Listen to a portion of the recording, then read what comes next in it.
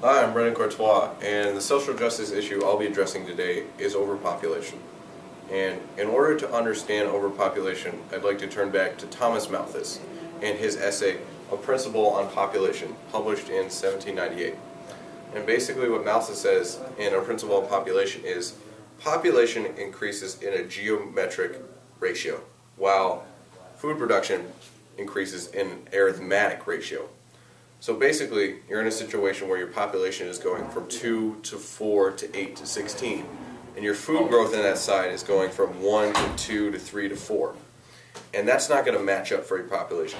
So Malthus points out that even in a scenario with unlimited resources, you're going to have a problem with overpopulation because your population is simply going to increase faster than your food production. Those people can't produce enough food to provide for themselves until they have a static moment in which they can do so.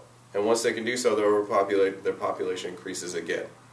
So Malthus points out in an unlimited resources scenario, there's still a problem with overpopulation. Now, the Earth is not a place where we have unlimited resources.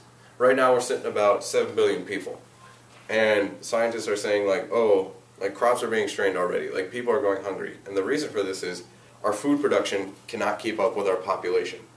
And we're going to run out of resources to provide for people on the planet.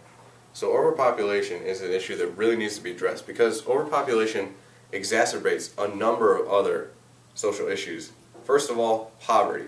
The more people you have on Earth, the more likely people are to be in poverty because you can't provide food for everybody. Secondly, violence. Because you have more cramped conditions in the city, more people vying for the same resources, which causes violence. And third, you have more climate change because there's more people driving cars, more people throwing carbon in the atmosphere.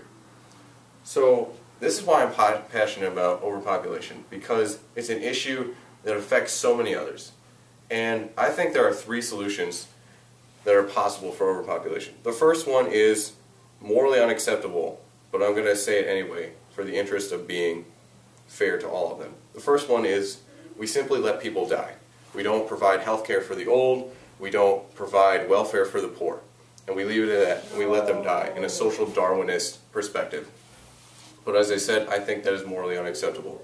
The second option is that we change the way people think about procreating, and we educate them to the fact that they're not going to be able to provide for their families if they have 8 children. They're not going to be able to help their country if they have too many children, and that overpopulation is a real risk factor. And the third option is that we can do absolutely nothing.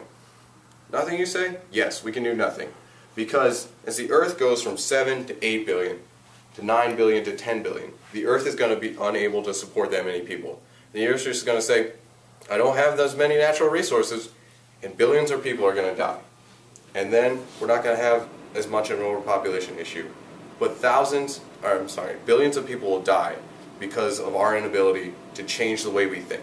So in order to stop overpopulation, we have to change the way people think. And that's what I think.